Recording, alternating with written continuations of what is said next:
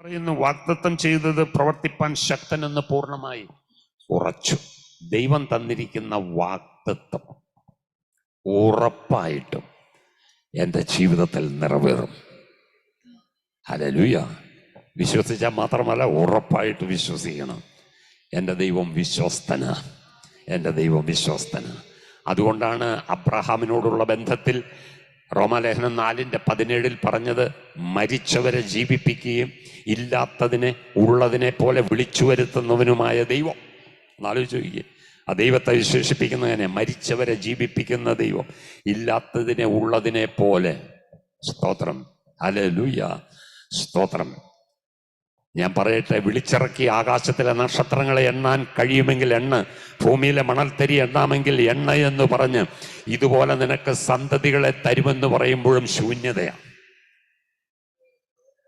Abraham വിശ്വസിച്ചു, അതവന് നീതിയായി ദൈവം കണക്കിട്ടു. ദൈവം തന്ന വാഗ്ദത്തത്തെ മുറുകെ പിടിക്കുക, വാഗ്ദത്തത്തെ മുറുകെ പിടിക്കുക. തന്ന ദിവസത്തെ എരിവോടെ ആ വാഗ്ദത്തത്തെ വെച്ച് ഇന്നും ദൈവത്തോട് പ്രാർത്ഥിക്കുമെങ്കിൽ ഞാൻ പറയട്ടെ, ആ വാഗ്ദത്തങ്ങളെ നിവർത്തിക്കുവാൻ വിശ്വസ്തനായി ആ ദൈവം നമ്മുടെ നടുവിലുള്ളതോർത്ത് കരമുയർത്തി ദൈവത്തിന് സ്തോത്രം ചെയ്യാം. അപ്പൊ ദൈവത്തിന്റെ വാഗ്ദത്തം, ദൈവത്തിന്റെ ആലോചന, ദൈവം തന്ന ദർശനം, ദൈവം തന്ന അരുളപ്പാട്, ദൈവം തന്ന വെളിപ്പാട്, ദൈവം തന്ന നിയോഗം, ഇതെല്ലാം സ്തോത്രം വിവിധ നിലകളിൽ ദൈവം നമ്മോട് ഇടപെടുന്ന.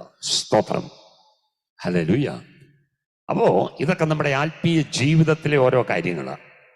ഇതെല്ലാം കിട്ടിയിട്ടുണ്ടോ? ഓരോ സമയങ്ങളിൽ ധൈര്യമായിട്ട് നിൽക്കുക, ഉറപ്പോടെ നിൽക്കുക. നിവർത്തിച്ചു തരുന്ന ഒരു ദൈവമുണ്ട്. നിനക്കൊരു നിയോഗം കിട്ടിയാൽ ഹല്ലേലൂയ, അതിലെ പ്രതികൂലങ്ങൾ നോക്കണ്ട, വെല്ലുവിളികൾ നോക്കണ്ട, എതിർപ്പുകൾ നോക്കണ്ട, തടസ്സങ്ങൾ നോക്കണ്ട. ആ നിയോഗം നിന്നെ കൊണ്ട് പൂർത്തീകരിച്ചെടുപ്പിക്കുവാൻ നിയോഗം തന്ന ദൈവം കൂടെയുണ്ട്.